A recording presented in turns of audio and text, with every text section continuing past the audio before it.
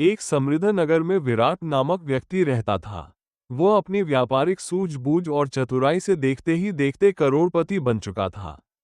लेकिन जितना अधिक वो कमाता, उतनी ही उसकी तृष्णा बढ़ती जाती। उसके पास सब कुछ था, शानदार बंगला, महंगी गाड़ियां और दुनिया भर की विलासिता। फिर भी उसे संतोष नहीं था।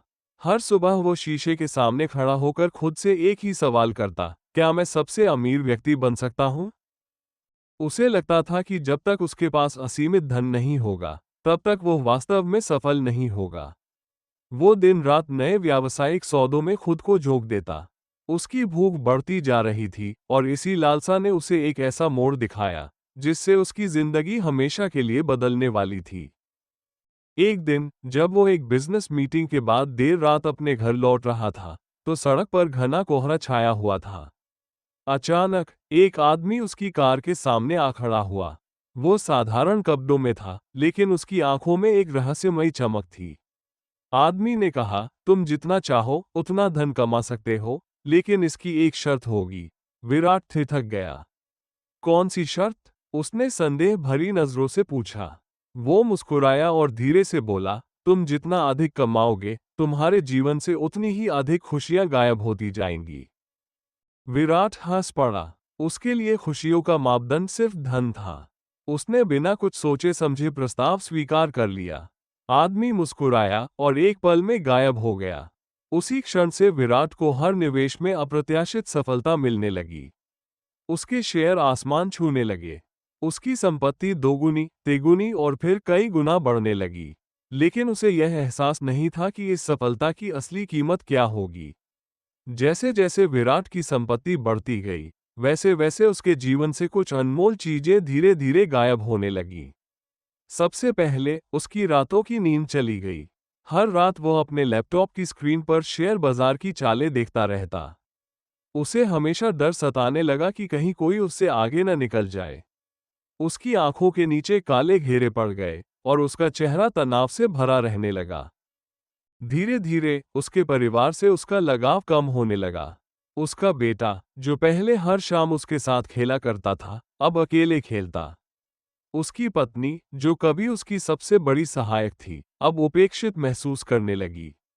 उसके माता पिता, जो उसके सफलता की ऊंचाइयों पर गर्व करते थे, अब उससे बात करने के लिए तरसने लगे।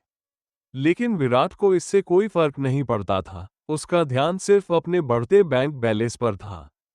फिर एक दिन उसके सामने वही आदमी फिर से प्रकट हुआ। लेकिन इस बार उसकी आंखों में गंभीरता थी। उसने विराट से कहा, जो कुछ भी तुमने पाया है, उसकी कीमत चुकाने का समय आ गया है। विराट हंसा, कीमत? मेरे पास सब कुछ है। मेरे पास इस दुनिया की हर सुविधा है।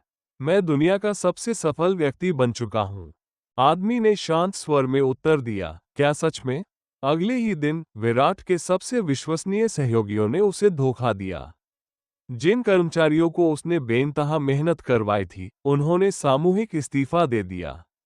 अचानक उसकी कंपनी में भारी गिरावट आने लगी। जिन व्यावसायिक साझेदारों ने कल तक उसकी प्रशंसा की थी, वे अब उसे धोखा देने लगे। जब वो घर लौटा तो घर में अजीब सन्नाटा था।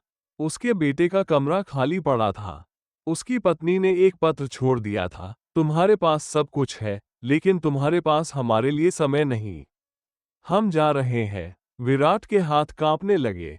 उसने आईने में खुद को देखा। वहां एक थका हुआ, उदास व्यक्ति खड़ा था, जिसके पास सब कुछ था, फिर भी कुछ भी नहीं था।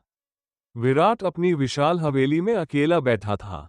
चारों तरफ महंगे फर्नीचर, कीमती वस्तुएं और बैंक में अरबों रुपये थे, लेकिन कोई ऐसा नहीं था जिससे वो अपने दिल की बात कह सके।